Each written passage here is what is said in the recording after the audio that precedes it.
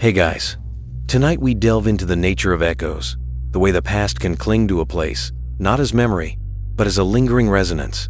Consider the way a scent can unlock a forgotten moment, or how a familiar melody can conjure a ghost of feeling. Tonight's tale touches on this fragile boundary between what was and what remains, a place where the very walls seem to breathe with stories untold. For those who find comfort in these sonic landscapes, a return visit is the deepest form of appreciation, a silent acknowledgement of the shared space we create in the quiet hours. And for those listening in the hush of a city apartment or the deep stillness of the countryside, know that your presence adds another layer to the unfolding narrative, a silent witness in the dim light. Story 1.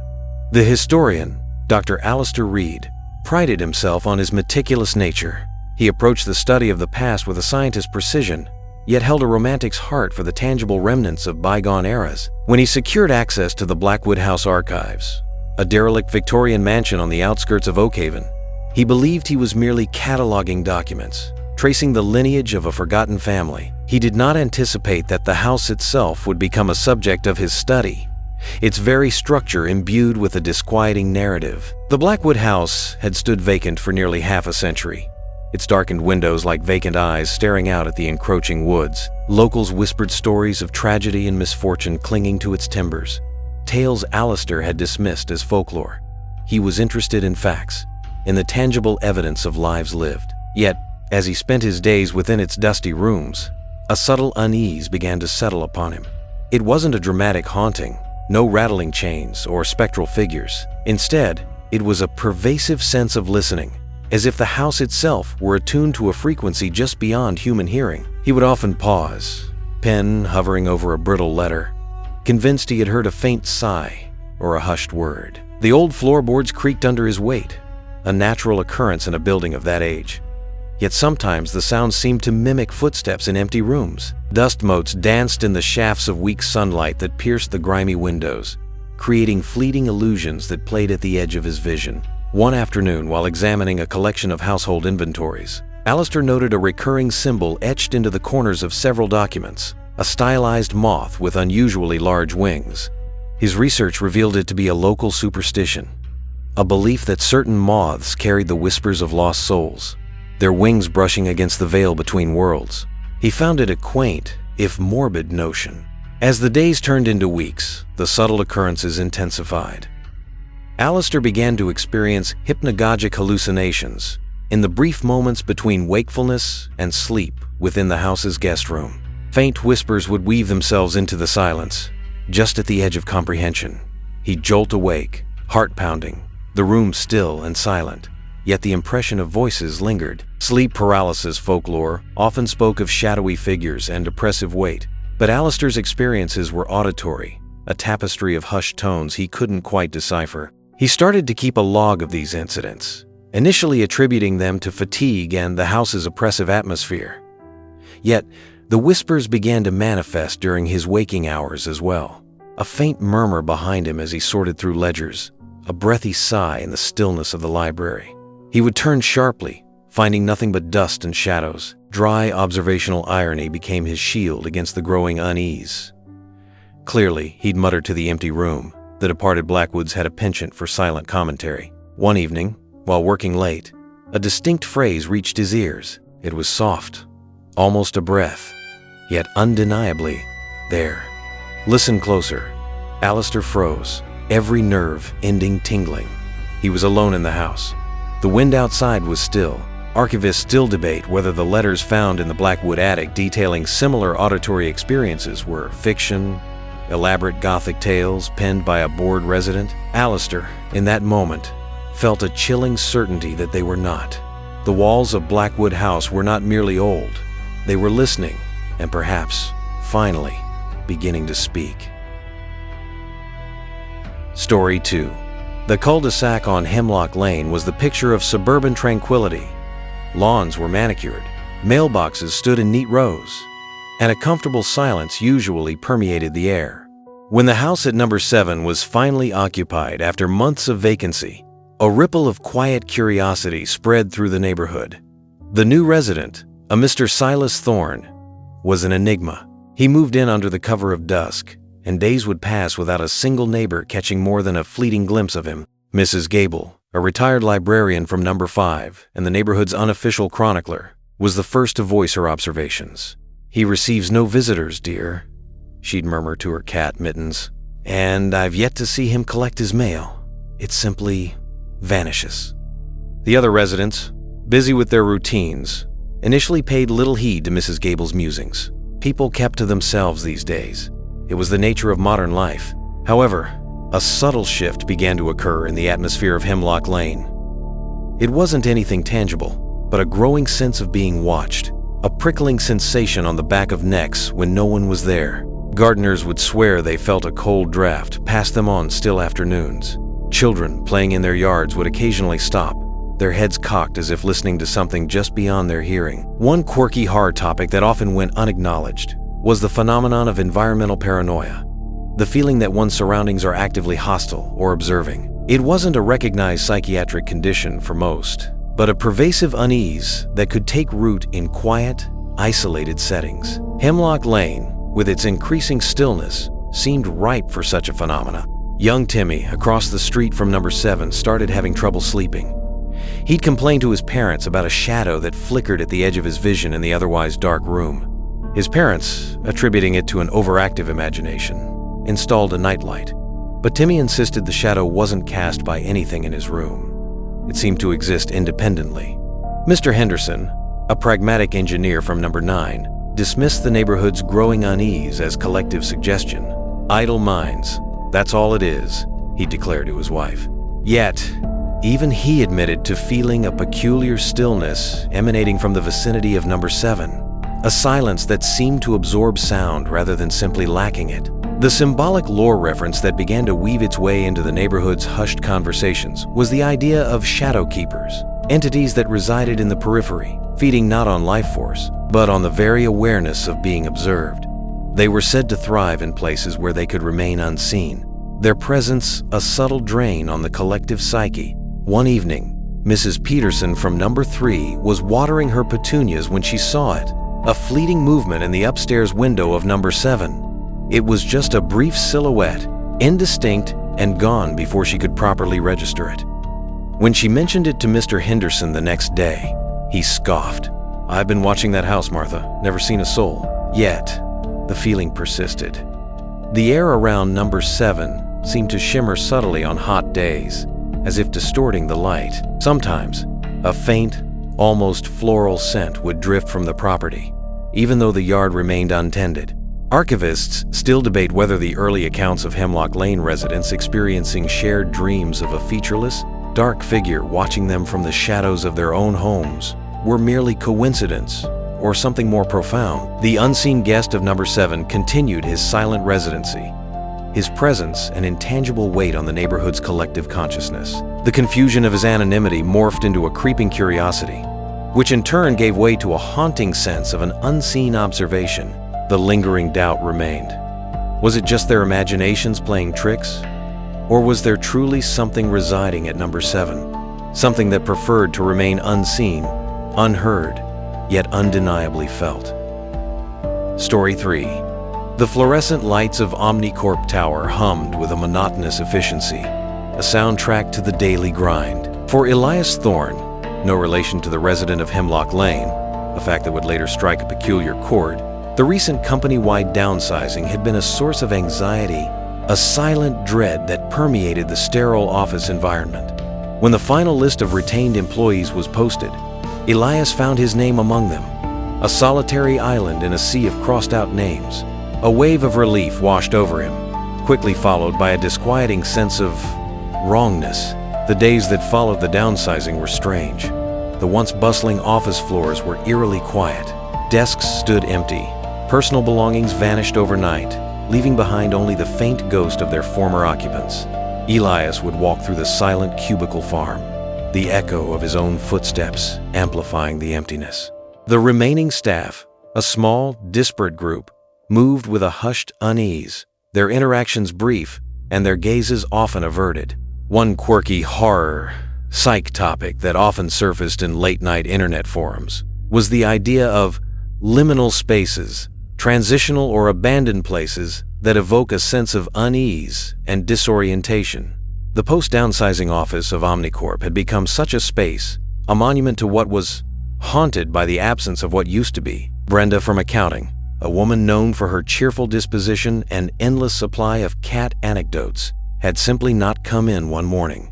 Her desk was cleared, her computer gone. No explanation was offered, no farewell email circulated. It was as if she had never existed within those fluorescent walls. Then it was Mark from IT, a quiet man who always had a fix for every technical glitch. Gone. Vanished without a trace. Elias tried to broach the subject with Mr. Abernathy, their usually jovial manager, but found him strangely distant, his eyes holding a vacant quality. "They've moved on, Elias," was all he would say, his tone flat and devoid of emotion. The symbolic lore reference that began to flicker in Elias's mind was an old urban legend about a corporation that didn't fire its employees, but rather absorbed them, their identities becoming part of the company's monolithic being. The remaining employees, Elias, a nervous marketing assistant named Sarah, and a perpetually frowning engineer named Kenji, began to communicate in hushed whispers during their lunch breaks. They shared their anxieties, their unease growing with each unexplained absence. Sarah mentioned seeing Brenda's ghost, a fleeting shadow in her former cubicle, but quickly dismissed it as stress-induced hallucination. Kenji, ever the pragmatist, suspected a secret, brutal efficiency in the downsizing process, a way to cut costs without messy HR procedures. One afternoon, Elias found a small, unlabeled file on his computer. Inside was a single document, a list of names, all the employees who had moved on. Next to each name was a date and a single word: integrated. Archivists still debate whether the internal memos leaked from Omnicorp describing a radical new form of employee synergy were elaborate satire or a chilling glimpse into a truly dehumanizing corporate culture. The confusion surrounding the disappearances had curdled into a profound curiosity, a desperate need to understand what was happening within the sterile walls of Omnicorp. This curiosity soon morphed into a haunting realization that they were not simply losing colleagues, they were witnessing some form of systematic erasure. The lingering doubt gnawed at Elias. Was he next? Was his continued presence an oversight? Or was he being kept for a different, more unsettling purpose? The hum of the fluorescent light seemed to grow louder, a constant, oppressive reminder of the unseen forces at play. Story 4. The town of Silent Hollow had always carried a certain weight of melancholy, a quietude that seemed to seep from the very soil.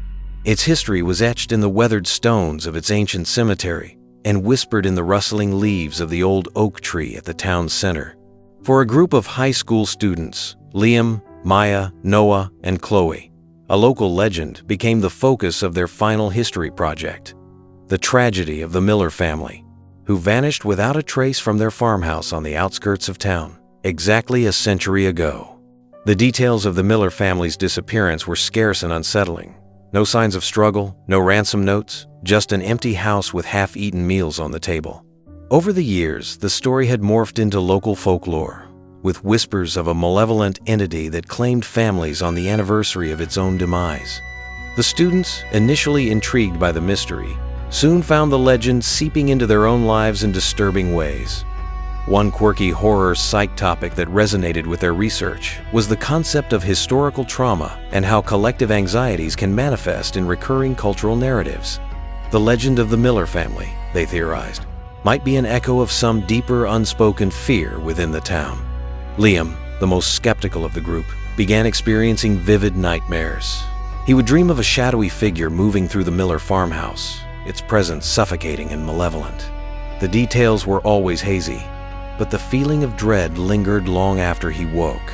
Maya, drawn to the more esoteric aspects of the legend, discovered a local superstition involving the shadow bloom, a rare nocturnal flower said to bloom only on the anniversary of great tragedies. Its scent, capable of inducing terrifying visions. Noah, the pragmatist of the group, focused on the historical records, searching for any logical explanation for the Miller family's fate. He found nothing but dead ends and unsettling inconsistencies. Chloe, quiet and intuitive, felt a growing sense of unease whenever they discussed the project, a feeling that they were somehow stirring something that should remain dormant. The symbolic lore reference that began to emerge from their research was the recurring motif of a locked room within the Miller farmhouse, a room that was never opened and whose contents remained a mystery. As the anniversary of the Miller family's disappearance approached, the students' experiences intensified. Liam's nightmares became more vivid, the shadowy figure gaining clearer form. Maya found a single withered black flower pressed within an old book at the local library, a flower that resembled the descriptions of the shadow bloom. Noah uncovered an old newspaper article detailing other unexplained disappearances in the region around the same date, a century prior. Chloe began to have waking visions, fleeting glimpses of the Miller farmhouse shrouded in an unnatural darkness. One night, the four students decided to visit the abandoned Miller farmhouse. The air around the property felt heavy, the silence more profound than anywhere else in Silent Hollow. As they stood before the decaying structure, a collective feeling of dread washed over them. Archivists still debate whether the accounts of strange lights seen flickering in the windows of the abandoned Miller farmhouse on the anniversary of the disappearances were mass hysteria or something truly unexplainable. The initial confusion surrounding their individual unsettling experiences coalesced into a shared curiosity about the truth behind the legend. This curiosity soon morphed into a haunting realization that the past might not be as distant as they believed. The lingering doubt remained. Were they merely experiencing the power of suggestion, or had their history project somehow awakened something that had lain dormant for a century, something that was now repeating its terrifying cycle? The wind whispered through the broken windows of the farmhouse, carrying a faint, almost mournful sigh. Story 5. Eleanor Vance inherited the Blackwood Manor. No relation to the historian or the house in Oakhaven, a coincidence that felt strangely significant. From a distant aunt she had never met, the manor stood on a sprawling, isolated estate, a place of imposing grandeur and palpable decay. Eleanor, a pragmatic woman with a penchant for order, intended to sell the property quickly. However, as she began to explore its dusty, silent rooms, one particular piece of furniture drew her attention: a large, ornate wardrobe in the master bedroom, its heavy oak doors stubbornly locked. The rest of the manor yielded its secrets readily enough.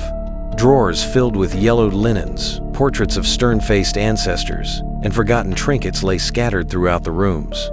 But the locked wardrobe remained an enigma, a silent sentinel guarding an unknown history. Eleanor tried every key she could find amongst her aunt's belongings, but none would fit. The local locksmith, a wizened old man named Mr. Hemlock, another peculiar coincidence, claimed the lock was antique and would require specialized tools to open, tools he didn't possess. One quirky horror. Psych topic that Eleanor found herself contemplating was the human fascination with locked spaces and the secrets they might contain. The anticipation of what lies hidden often fuels a more potent fear than the actual reveal. The empty wardrobe became a focal point for this unsettling anticipation. As the days passed, Eleanor found herself increasingly drawn to the locked wardrobe. She would stand before it, tracing the intricate carvings on its surface, feeling a strange sense of listening. Sometimes, she thought she heard the faintest of sounds emanating from within, a soft rustling, a muffled sigh. She dismissed it as the old house settling, the wind playing tricks on her ears. She discovered a recurring symbol carved into the wardrobe's frame, a serpent devouring its own tail. Her research revealed it to be an ancient symbol of cycles and hidden knowledge, often associated with forgotten rituals and family secrets. The symbolic lore reference deepened the mystery surrounding the locked piece of furniture. One afternoon, while dusting the room, Eleanor noticed a small, almost invisible crack running along one of the wardrobe doors. Peeking through it, she could see only darkness. However, a faint, musty odor, like dried flowers and something else, something metallic, drifted out. She tried to widen the crack, but the old wood was unyielding. She began to have vivid dreams of the wardrobe. In her dreams, the doors would swing open, revealing not clothes or valuables, but an endless, swirling darkness. A voice, soft and mournful, would whisper her name from the void. Archivists still debate whether the rumors of previous owners of Blackwood Manor experiencing similar obsessions with locked furniture and reporting identical nightmares were merely local gossip or evidence of a shared psychological phenomenon linked to the house itself. The initial confusion surrounding the locked wardrobe had evolved into an intense curiosity, an almost obsessive need to uncover its contents. This curiosity soon gave way to a haunting feeling that whatever lay within was not meant to be disturbed. The lingering doubt remained. Was it simply an old piece of furniture? Or was it a vessel containing something far more sinister?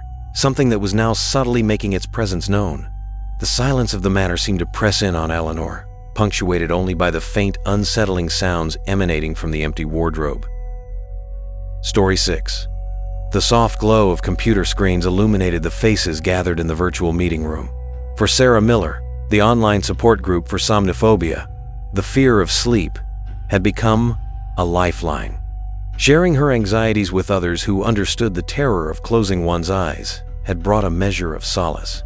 The group, led by a calm and reassuring moderator named Dr. Anya, offered coping mechanisms and a sense of community. But as the weeks passed, Sarah noticed a subtle shift in the group's dynamics, a growing intensity in their discussions. The initial discussions revolved around common anxieties, nightmares, the fear of losing control, the existential dread that often creeps in during the quiet hours before dawn. Dr. Achan, Anya would offer soothing advice, guiding them through relaxation techniques and encouraging them to reframe their relationship with sleep. However, the focus gradually began to shift towards more unconventional methods. One member, going by the username Night Watcher, started sharing elaborate rituals he claimed helped him avoid sleep altogether, involving specific arrangements of objects and the recitation of obscure phrases. One quirky horror, psych topic that began to surface in the group's chat was the phenomenon of shared psychosis, or folie à deux, where delusional beliefs are transmitted between individuals in close association. Sarah found herself increasingly uneasy by the group's growing adherence to Night Watcher's increasingly bizarre practices. Dr. Anya, initially a voice of reason, seemed to subtly endorse Night Watcher's methods, framing them as alternative pathways to rest. She introduced guided meditations that incorporated strange, rhythmic chanting and visualizations of shadowy figures being held at bay. Sarah found the meditations unsettling, often leaving her with a lingering feeling of dread rather than peace. Another member, Dreamweaver, began sharing vivid accounts of lucid dreaming, claiming to have found a way to control the entities that haunted their sleep. He encouraged others to join him in these dreamscapes, describing them in increasingly disturbing detail. The symbolic lore reference that began to permeate the group's discussions was the idea of sleepwalkers, individuals who could traverse the dream realm consciously, but at a terrible risk to their waking selves. Sarah tried to voice her concerns, pointing out the lack of scientific basis for Night Watcher's rituals and the unsettling nature of Dreamweaver's descriptions. Her comments were often met with resistance, other members accusing her of negativity and a lack of faith in the group's newfound approaches. Dr. Anya would gently steer the conversation back to the collective journey and the importance of open-mindedness. One evening, Dr. Anya announced a special immersive sleep therapy session, a live video call where they would all attempt a shared dream journey guided by Dreamweaver. Sarah felt a strong sense of foreboding but found herself compelled to join, a morbid curiosity overriding her apprehension. Archivists still debate whether the transcripts of the online somnophobia support group, which abruptly ceased all activity, were evidence of a mass psychological break, or something far more sinister that unfolded within the digital realm. The initial confusion Sarah felt about the group's evolving methods had hardened into a chilling curiosity about their ultimate aim. This curiosity soon transformed into a haunting realization that the solace she had sought had become a trap. The lingering doubt remained. Was she simply witnessing a group of desperate individuals grasping at straws?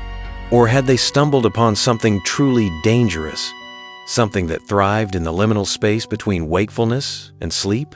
The soft glow of her computer screen seemed to pulse with an unnatural light, the echoing voices of the support group members a constant, unsettling murmur in the silence of her room. Story 7. The attic of the old Victorian house smelled of dust and forgotten things. For Daniel Hayes, a freelance archivist hired to catalog the belongings of the recently deceased Mrs.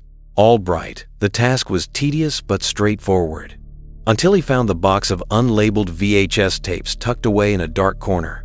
Curiosity piqued. He set up an old VCR he'd salvaged and inserted the first tape. What unfolded on the flickering screen was a descent into a private, unsettling world. The initial tapes appeared to be mundane home videos, birthday parties, holiday gatherings, everyday moments of a seemingly normal life. But as Daniel progressed through the collection, a subtle shift occurred. The camera's focus lingered for unnaturally long periods on empty doorways, shadows in corners, and reflections in mirrors. The audio became punctuated by long stretches of silence, broken only by faint, unidentifiable whispers.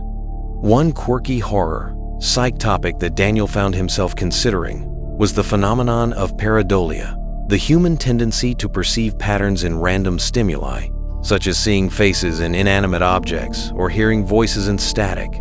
He initially attributed the unsettling elements of the tapes to his own mind, filling in the blanks of degraded recordings.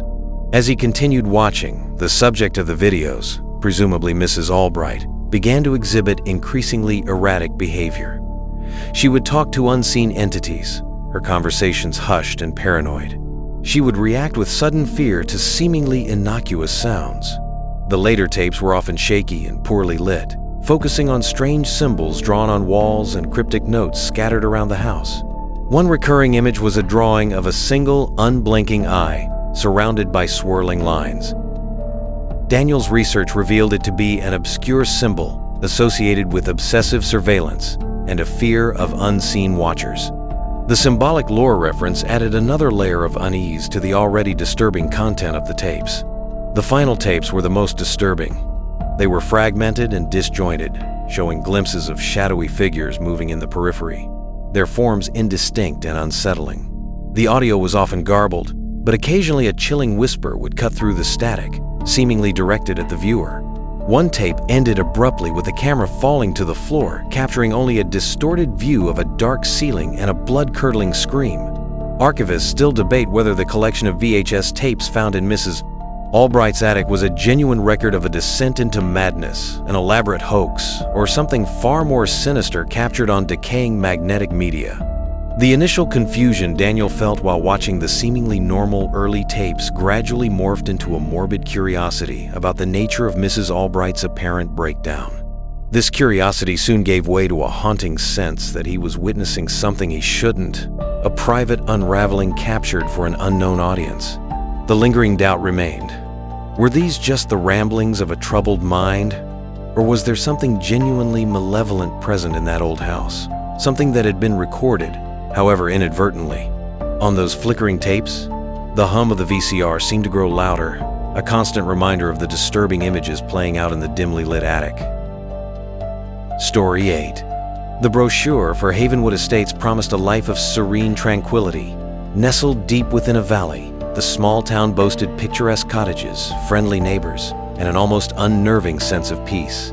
For Amelia Reed, no relation to the historian, a fact she briefly pondered before dismissing it, Havenwood was meant to be a fresh start, a quiet escape from the chaos of city life. But the longer she stayed, the more she sensed a disquieting stillness beneath the town's perfect facade. The residents of Havenwood were unfailingly polite, their smiles wide and welcoming. Yet, their eyes often held a strange emptiness, a lack of genuine warmth. Conversations were pleasant but superficial, avoiding any topics that might delve beneath the placid surface of their lives.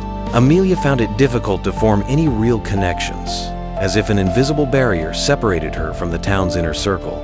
One quirky horror, psych topic that Amelia recalled reading about was the phenomenon of groupthink, where a desire for harmony or conformity in a group results in an irrational or dysfunctional decision-making outcome. In Havenwood, this seemed to manifest as a collective adherence to an unspoken code of normalcy, a suppression of any individuality or dissent. Days in Havenwood passed with a predictable rhythm. The same cars drove down the same streets at the same times. The same residents tended their immaculate gardens. The same greetings were exchanged with the same unwavering smiles. It was a perfection that felt unnatural. Amelia started noticing small inconsistencies, fleeting moments when the carefully constructed facade seemed to crack. A neighbor's smile would falter for a fraction of a second. A child's laughter would sound strangely hollow. A shadow would linger just a moment too long in an empty window. The symbolic lore reference that began to trouble Amelia was an old folk tale she'd found in the local library. a story about a valley where the residents sacrifice their individuality to appease a silent guardian, ensuring perpetual peace at the cost of their own inner lives. The tale was dismissed as mere fantasy by the town's historical society. Amelia tried to engage the residents in deeper conversations, asking about the town's history, its traditions. She was always met with vague answers and gentle redirection. It was as if certain topics were forbidden, unspoken taboos that maintained the town's unsettling equilibrium. She noticed that everyone seemed to avoid looking at the old church at the edge of town, its steeple silhouetted against the sky like a skeletal finger. One afternoon, she saw a group of residents gathered in the town square, their faces upturned, as if listening to something inaudible. Their expressions were serene, almost trance-like. When Amelia approached, they simply smiled and dispersed, offering no explanation. Archivists still debate whether the historical records of Havenwood, which abruptly cease in the early 20th century, indicate a period of significant upheaval or a deliberate attempt to erase the town's past. The initial confusion Amelia felt about Havenwood's unusual tranquility gradually morphed into a growing curiosity about the secrets it held. This curiosity soon gave way to a haunting suspicion that the town's peace came at a terrible price. The lingering doubt remained. Was Havenwood truly the idyllic escape it appeared to be, or was it a gilded cage, its residents trapped in a silent collective delusion? The gentle breeze that rustled through the valley carried a faint, almost imperceptible whisper, a sound that seemed to emanate from the very heart of the town's stillness. Story 9. The sterile white walls of the Somnus Institute were designed to promote rest. For the participants in Dr. Elias Thorne's, a different Dr. alias. Thorne, unrelated to the others, a fact that caused a fleeting moment of existential unease for one of the subjects. Experimental sleep study, the promise of understanding and overcoming their sleep disorders, was a beacon of hope. They were monitored by an array of sensors, their brainwaves and vital signs meticulously recorded as they drifted into the carefully controlled environment of their sleep chambers. But as the study progressed, the line between scientific observation and something far more unsettling began to blur.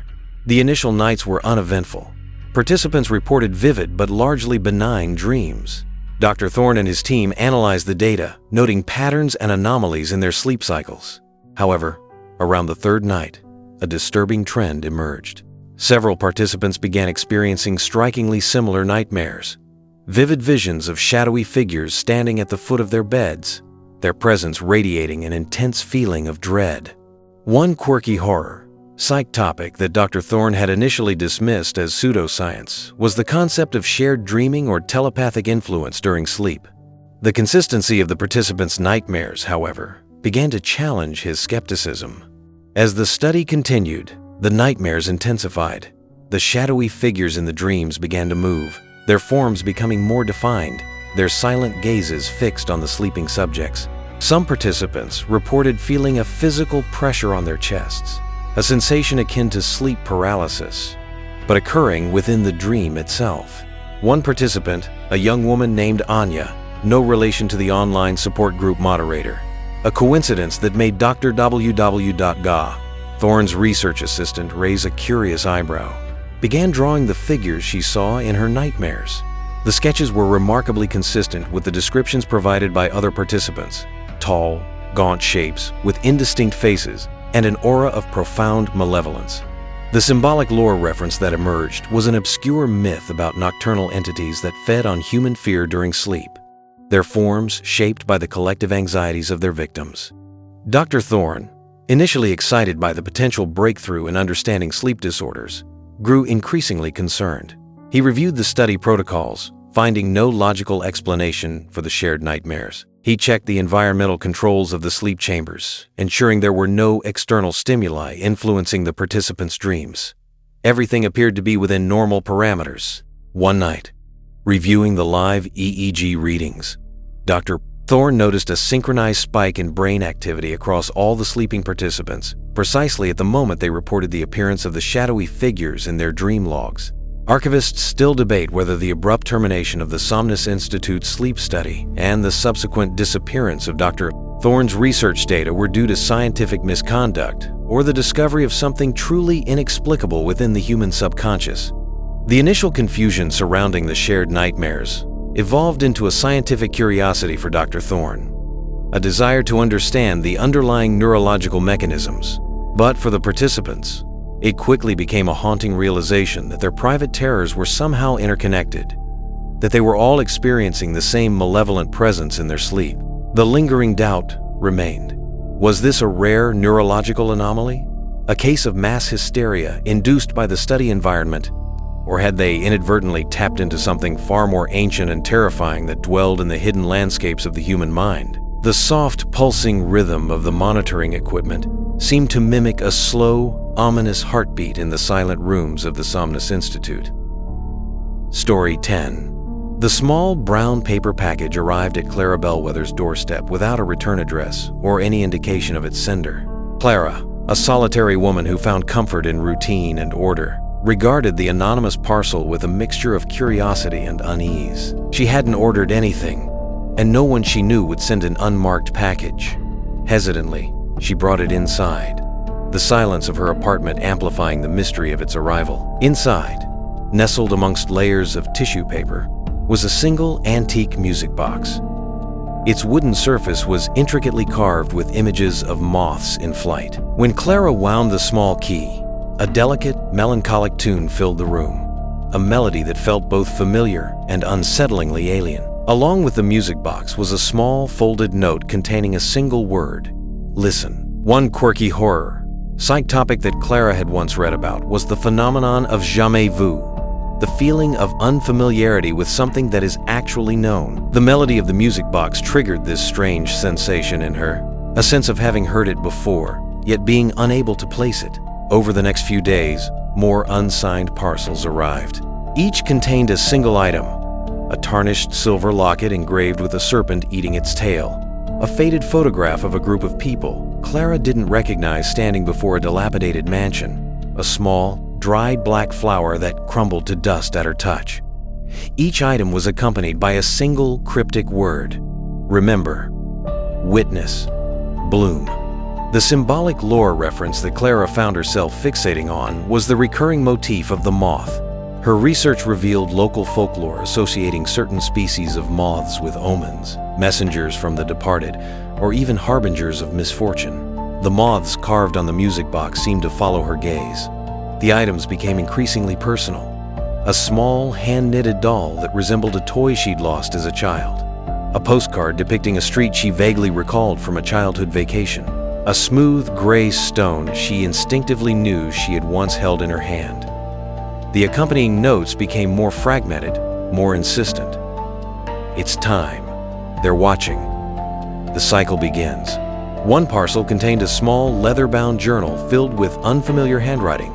The entries spoke of dreams filled with shadowy figures, a locked wardrobe in an old manor, and a town shrouded in an unnatural stillness. Archivists still debate whether the collection of seemingly random antique items mailed to several individuals across the state were part of an elaborate social experiment or fragments of a larger, more unsettling narrative. The initial confusion Clara felt about the anonymous gifts gradually morphed into a growing curiosity about their connection to her past. This curiosity soon gave way to a haunting feeling that someone or something knew her in a way she didn't understand. The lingering doubt remained. Were these harmless coincidences, the misguided attempts of a forgotten acquaintance, or were they breadcrumbs leading her down a path she didn't want to tread? The melancholic melody of the music box seemed to follow her from room to room, a constant, unsettling reminder of the unseen sender and their cryptic messages. Story 11. The unexpected knock on Elias Vance's no relation to Eleanor, a fact he noted with a shrug, or the other Elias, a detail that briefly sparked a strange sense of interconnectedness. Dorr brought a face from the past he had long thought lost. It was Daniel Albright, his childhood best friend, who had moved away without a word years ago. Daniel looked different, thinner, with a gauntness around his eyes and a quiet intensity that Elias didn't remember. Yet there was a flicker of the familiar smile, a ghost of the camaraderie they once shared. Daniel's return was shrouded in vague explanations.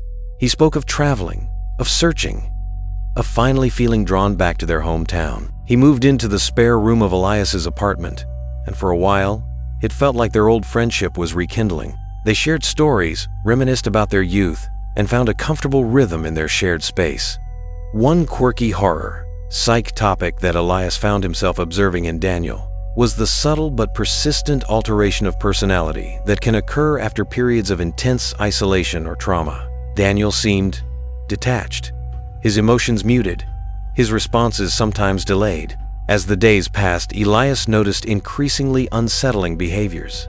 Daniel developed strange rituals, arranging small objects in precise patterns on his bedside table, whispering to himself in the dark. He became fixated on shadows, often staring intently at corners of the room as if seeing something Elias couldn't. He rarely slept, spending the nights pacing softly or sitting in the rocking chair, its gentle creak a constant presence in the quiet apartment. The symbolic lore reference that began to trouble Elias was an old wives' tale about individuals who returned from long absences, hollowed out, their bodies inhabited by something else. He dismissed it as fanciful superstition, but the unease lingered. Daniel's conversations became increasingly cryptic, filled with fragmented phrases and allusions Elias couldn't understand. He spoke of listening walls, of unseen watchers, and of a cycle that must be broken. When Elias pressed him for clarification, Daniel would simply stare blankly ahead, a vacant expression in his eyes. One evening, Elias found a series of disturbing drawings hidden beneath Daniel's mattress. They depicted gaunt, shadowy figures, unblinking eyes surrounded by swirling lines, and a serpent devouring its own tail. Archivists still debate whether the documented cases of individuals exhibiting drastic personality changes and cryptic behavior upon returning to their hometowns after long absences were due to undiagnosed mental illness or something more inexplicable linked to specific locations. The initial joy Elias felt at his friend's return gradually eroded into a growing confusion about the person Daniel had become. This confusion soon gave way to a haunting suspicion that the Daniel who stood before him was not the friend he remembered. The lingering doubt remained. Was Daniel simply suffering from some form of trauma, or had his long absence somehow changed him in a more fundamental, more terrifying way? The gentle creaking of the rocking chair continued late into the night, a constant, unsettling rhythm in the silence of the apartment. Story 12. The Grand Antiquarian Museum of Oakhaven prided itself on its collection of historical oddities. For Dr. Class, Vivian Holloway, the museum's curator, the latest acquisition was particularly intriguing: a small obsidian amulet unearthed from a local archaeological dig. Its smooth black surface was cool to the touch, and it seemed to absorb the light in the display case.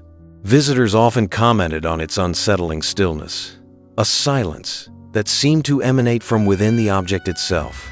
The amulet was of unknown origin, predating any known civilization in the region. Its surface was unadorned, save for a single, deeply etched symbol, a stylized moth with unusually large wings. Dr. Holloway, a scholar of ancient symbols, could find no record of it in her extensive research. Yet there was something about the symbol, a sense of familiarity just beyond her grasp, that lingered in her mind.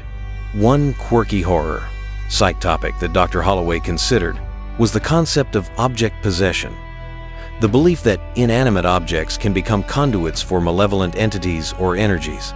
She approached the idea with scholarly skepticism, yet the unusual atmosphere surrounding the amulet made her slightly uneasy. As the amulet remained on display, subtle changes began to occur within the museum. Security guards reported feeling a persistent sense of being watched in the vicinity of the exhibit, even when no one else was present. Visitors would often pause before the amulet, experiencing fleeting moments of disorientation or a sudden wave of inexplicable sadness. One of the museum's docents, an elderly woman named Mrs. Gable, no relation to the resident of Hemlock Lane, a coincidence Dr. Holloway briefly noted, claimed she could hear faint whispers emanating from the display case late at night. She described them as soft, mournful sounds, like the sighs of lost souls. The symbolic lore reference of the moth, tied to whispers of the departed, began to take on a more unsettling significance in the context of the silent amulet. Dr. Holloway, initially attributing these occurrences to overactive imaginations and the museum's naturally eerie atmosphere, began to experience strange phenomena herself. She would find the amulet subtly shifted in its display case, its orientation inexplicably changed. She would have vivid dreams filled with shadowy figures and the recurring image of an unblinking eye. One evening, while working late in her office, Dr. Holloway found a small, smooth gray stone on her desk, a stone she had no recollection of ever seeing before. Archivists still debate whether the sudden increase in reported paranormal activity at the Oak Haven Grand Antiquarian Museum following the acquisition of the obsidian amulet was due to heightened suggestibility or the manifestation of unknown energy linked to the ancient artifact. The initial confusion surrounding the strange occurrences in the museum gradually morphed into a professional curiosity for Dr. Holloway, a desire to understand the amulet's unusual properties. But for the museum staff and visitors, it became a haunting feeling that the silent artifact held a power far beyond their comprehension. The lingering doubt remained. Was the amulet merely an ancient object of unknown origin, or was it a conduit, a silent beacon drawing something unseen into their world? The low hum emanating from the display case seemed to deepen, a constant, unsettling vibration in the hushed halls of the museum. Story 13. The pixelated glow of her monitor was Amelia Hayes's no relation to Daniel, a fact she occasionally pondered in the quiet hours, or the other Amelia constant companion. As a popular live streamer specializing in atmospheric horror games, she had cultivated a dedicated following. One viewer, with the cryptic handle Silent Observer, stood out. They never commented, never reacted in chat, yet their presence was a constant in every stream, their viewer count always registered. Initially, Amelia found it somewhat flattering, this unwavering presence in her digital audience.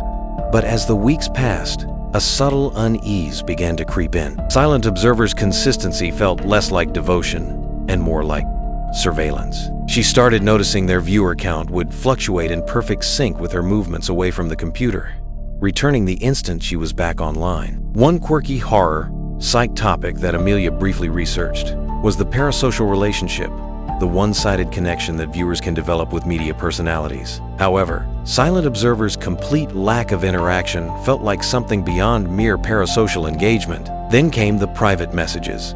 They were infrequent, always arriving just after a stream ended. They contained no text, only links to obscure websites featuring grainy images of her apartment window, taken from across the street. Amelia's initial confusion quickly turned to alarm. She blocked the user, but new accounts with similar variations of the name would appear in her viewer list the next day. The symbolic lore reference that began to haunt Amelia was the old online legend of digital stalkers, entities that could somehow track and observe individuals through the very fabric of the internet. Their presence, a silent, persistent intrusion. The messages escalated. They began including specific details about her daily routine, things she had never mentioned online. A picture of her cat sleeping on the windowsill, a screenshot of her ordering takeout. The feeling of being watched intensified, not just online, but in her own home. She started drawing the curtains, checking the locks obsessively. One evening, during a live stream, her internet connection flickered and died. When it returned, a single message appeared in the chat from a new account. "Did you miss me?" Archivists still debate whether the documented cases of online stalking that transcend typical digital footprints are the work of skilled individuals or evidence of a more pervasive, unseen presence within the digital realm. The initial curiosity Amelia felt about her silent follower had devolved into a chilling fear. The constant, unseen presence in her digital life had bled into her physical reality, creating a pervasive sense of being watched. The lingering doubt remained. Was this a dedicated, albeit disturbed, fan? Or was there something more insidious at play? Something that had found a way to penetrate the barrier between the online and offline worlds? The hum of her computer seemed to grow louder, a constant, unsettling reminder of the unseen eyes that were always watching. Story 14. The letter arrived on heavy, parchment-like paper, informing Thomas Ashton of the unexpected inheritance of his estranged grandfather's estate, Blackwood Acres, yet another Blackwood, a detail Thomas found increasingly unsettling, like a recurring motif in a disturbing dream. The estate was located in a remote, forgotten corner of the countryside, a place Thomas had never visited. Drawn by a morbid curiosity and the allure of long untouched property, he made the journey. What he found was a place steeped in an unsettling silence and an air of profound neglect. The house itself was imposing but dilapidated, its windows like vacant eyes staring out at the untamed landscape. The grounds were overgrown, the once manicured gardens now a chaotic tangle of weeds and thorny bushes. There was a sense of deep abandonment, as if the estate had been deliberately left to decay. One quirky psych topic that Thomas found himself contemplating as he explored the silent grounds was the psychological impact of neglected spaces, how the absence of care can evoke a sense of unease and forgotten histories. Blackwood Acres felt heavy with unspoken stories. As Thomas ventured further into the property, he discovered strange arrangements of stones in the overgrown gardens, symbols etched into the bark of ancient trees, and small, weathered wooden carvings depicting stylized moths. These details felt deliberate, hinting at rituals or beliefs that had once been practiced on the land. The symbolic lore reference of the moth, now a recurring element in Thomas's unsettling experience, seemed particularly prevalent at Blackwood Acres. He found numerous depictions of it, often associated with serpentine figures and circular symbols. It felt like a forgotten language etched into the very fabric of the estate. He found a small, crumbling outbuilding that contained a collection of his grandfather's journals. The entries were filled with increasingly cryptic musings about cycles, unseen guardians, and the importance of maintaining certain traditions. The later entries spoke of a growing fear, a sense of something watching from the woods, and the necessity of keeping the grounds untended to appease it. One passage described a ritual involving the placement of smooth gray stones at specific locations on the property under the light of the full moon. Archivists still debate whether the local legends surrounding Blackwood Acres, tales of ancient pacts and a guardian spirit tied to the land, were merely superstitious folklore or a distorted reflection of actual, forgotten practices. The initial curiosity that drew Thomas to Blackwood Acres gradually morphed into a growing unease about the estate's history. The deliberate neglect, the strange symbols, and his grandfather's cryptic journal entries painted a picture of something far more complex and unsettling than simple abandonment. The lingering doubt remained. Was Blackwood Acres just an old, neglected property? Or was it a place bound by forgotten rituals, its untended grounds concealing a dark and watchful presence? The wind whispered through the overgrown trees, carrying a faint, almost imperceptible murmur that seemed to emanate from the very earth beneath his feet. Story 15. The Silence of Elias Thorne's, the third Elias in this unfolding tapestry of unsettling coincidences. Apartment had always been a comfort, a predictable backdrop to his solitary life. But lately, a subtle unease had begun to permeate the quiet. It wasn't a specific sound or a tangible presence, but a growing feeling of something not being quite right with his surroundings. Small, almost imperceptible anomalies began to manifest at the periphery of his awareness. A book he was certain he'd left on the coffee table would inexplicably appear on the bookshelf. A shadow in the corner of his eye would vanish before he could properly focus on it. The feeling was akin to a persistent déjà vu, a sense that his reality was subtly out of sync. One quirky psych topic that Elias found himself idly considering was the phenomenon of subjective reality and how the human mind can sometimes misinterpret or even fabricate sensory input, especially in moments of stress or isolation. He tried to rationalize the unsettling occurrences as tricks of the light or lapses in his own memory. The anomalies became more pronounced. He would swear he saw a fleeting movement in the reflection of his darkened television screen. Even when nothing was moving in the room, the air in certain corners of his apartment would feel inexplicably colder, a localized chill that had no discernible source. He started to feel a constant, low-level anxiety, a prickling sensation that he was no longer truly alone in his own home. The symbolic lore reference that began to surface in his increasingly troubled thoughts was the idea of thin places, locations where the veil between worlds was said to be fragile, allowing for strange occurrences and unsettling bleed-throughs from other realities. His apartment, once a sanctuary, was beginning to feel like such a place. One evening, while sitting in his living room, Elias saw it clearly. A brief, almost translucent figure standing in the doorway to his bedroom. It was gaunt and indistinct, but its silent presence filled him with a primal terror. When he blinked, it was gone. He frantically searched the apartment, finding nothing. But the lingering feeling of being observed remained heavier and more oppressive than before. He started documenting these occurrences, filling notebooks with detailed accounts of the shifting corners and fleeting shadows. Archivists still debate whether the increasing number of individuals reporting subtle but persistent anomalies in their homes are experiencing heightened sensitivity to environmental factors, the early stages of neurological conditions, or something far more inexplicable seeping into our everyday reality. The initial confusion Elias felt about the strange occurrences in his apartment had solidified into a chilling certainty that something was amiss.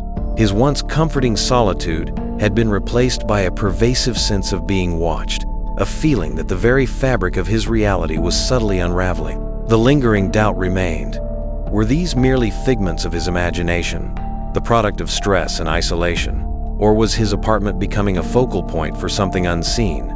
Something that was slowly making its presence known in the shifting corners of his perception? The silence of his home was no longer empty. It felt pregnant with an unseen presence, waiting just beyond the edge of his awareness. And so the tale settles, like dust in an attic. Whether the events were real or imagined matters less than the silence they leave behind. The clock ticks, the wind sighs. Somewhere, a shadow shifts almost imperceptibly as the world drifts onward. For those who've stayed until the end, the narrator offers a final whisper. Stories like these linger longer when shared. A like, a subscription, a comment about the hour, or the whether small gestures that keep the channel alive. Until next time, sleep gently.